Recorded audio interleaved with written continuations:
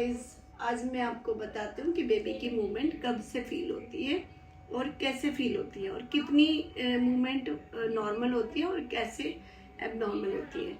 तो गाइस, बहुत लोग परेशान हो जाते हैं जब बच्चा, कितने लोग तो सोचते हैं तीसरे महीने में ही मेरा बच्चा नहीं हिल रहा है। तो गाइस, ये 12 वीक्स पे कभी किसी का भी बच्चा हिल नहीं सकता। 16 वीक्स के बाद ही मूवमेंट धीरे धीरे बच्चों में आनी शुरू हो जाती है। जब 4 महीने कंप्लीट हो जाते हैं तो 5वें महीने में बच्चा थोड़ा थोड़ा हिलना स्टार्ट होता है। तो 5वें और 6ठे महीने में बहुत माइनर सी फीलिंग आती है, जैसे कोई पंख हिल रहे हैं या फड़फड़ा रहा है कोई पक्षी, इस तरीके से अच्छी फीलिंग आती है, पर थोड़ी थोड़ी आती है, उसमें बहुत ज़्यादा नहीं।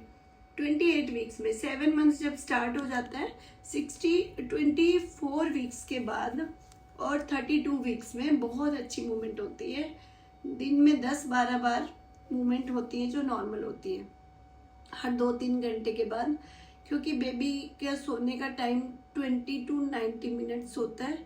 तो और वो बीच बीच में कभी कभी जागता रहता है। तो और जब माँ चल रही होती है तो उसके पेट में बच्चा सो रहा होता है तो नहीं पता चलता। जैसे ही माँ लेटती है तो मूवमेंट अच्छी फीलिंग होती है। अगर माँ के पेट में बच्चा 3 से 6 घंटे तक नहीं घूम रहा है तो इसको सीरियस लेना चाहिए और आपको कुछ मीठी चीज़ खानी चाहिए या ठंडा पानी पीना चाहिए या कोल्ड कॉफ़ी पीनी चाहिए या चॉकलेट खाना चाहिए या कोई भी रसगुल्ला, जलेबी, कोई भी मीठी चीज़ खा के आपको लेटना है। फिर अगर आपका बच्चा मूवमेंट हो रहा है इसका मतलब सब नॉर्मल है, कोई दिक्कत नहीं है।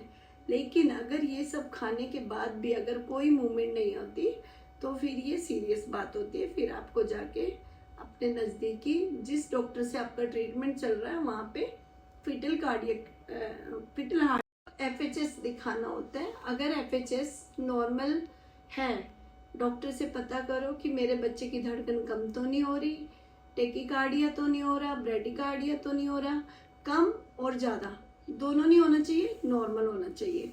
अगर नॉर्मल है तो कोई टेंशन की बात नहीं है, आप बिल्कुल ठीक कर सकते हो। 9 मंथ में थोड़ी पहले से 28 से 32 वीक्स के अकॉर्डिंग धड़कन कम हो जाती है, क्योंकि स्पेस बहुत ज़्यादा नहीं होता पेट में। बच्चा जितना बड़ा होता है तो उसको हिलने में जगह नहीं मिलती। और कई बार क्या होता है, ब्रीच बेबी होता है, वो ज़्यादा मूवमेंट नहीं करता, वो अपना हिलता रहता है, या ऑब्लिक होता है या ट्रांसवर्स लाई होता है कि उसकी डायरेक्शन अच्छी नहीं है। तो ऐसी कंडीशन में अगर तुम्हें लगता है तो आपको लेफ्ट साइड लेट जाना चाहिए और उसके बाद आपको सीधे होने के बाद मूवमेंट का ध्यान रखना चाहिए। ये चीज़ें, मीठी चीज़ें खा के आपको, और अगर फिर भी मूवमेंट नहीं हो रही है तो फिर आपको डॉक्टर के पास दिखाना चाहिए। डॉक्टर कलर डॉपलर वगैरह कराएगा, देखेगा कि बच्चे की तरफ ब्लड सर्कुलेशन सही से जा रहा है कि नहीं जा रहा है। अगर बच्चे की तरफ ब्लड अच्छे से जा रहा है तो कोई टेंशन की बात नहीं। कई बार मूवमेंट कम होने पे भी बच्चा बिल्कुल ठीक रहता है। तो कई लोग क्या होते हैं, 2-2, 3-3 दिन तक उनको कई बार गैस भी घूम रही है तो उनको लग रहा है कि बच्चा घूम रहा है। नहीं, ऐसे बच्चा नहीं घूमता। तो आपको अपने डॉक्टर को जाके दिखाना होता है। गाइस, ये बहुत ही ध्यान रखने वाली चीज़ें होती है। कई बार किसी किसी का पेट में इंट्रायूट्राइन डेथ हो जाती है, IUD हो जाता है, तो वो 3-3, 4-4 दिन तक बच्चा हिलता ही नहीं, लेकिन वो कहते हैं नहीं घूम रहा था जी, घूम रहा था। कई बार मेरे साथ ऐसा हो चुका है, मेरे पेशेंट आते हैं 5-5, 6-6 दिन से बच्चा नहीं घूम रहा होता और पता चलता है कि ये तो 1 हफ्ते पहले ही खराब हो गया था। ऐसा मैंने भी देखा और ऐसा मेरी बहुत सारी कलीग्स ने भी देखा है। और डॉक्टर पता होना चाहिए कि आपकी नॉर्मल धड़कन कैसी होती है और एबनॉर्मल क्या होता है, मूवमेंट कितने महीने में होना चाहिए और कब तक होना चाहिए।